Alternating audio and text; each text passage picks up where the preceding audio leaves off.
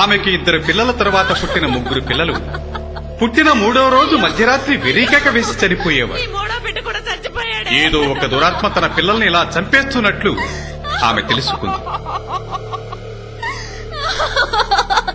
అయ్యో అయ్యో, నా బిడ్డ చచ్చిపోయాడే. ఇదంతా నా కర్మ కర్మ. అయ్యో అయ్యో, నా బిడ్డ చచ్చిపోయాడే.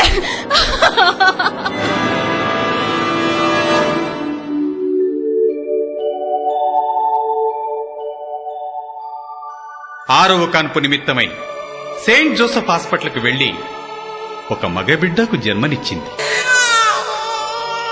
అది 1947 సంవత్సరం మార్చి నెల 19వ తేదీ.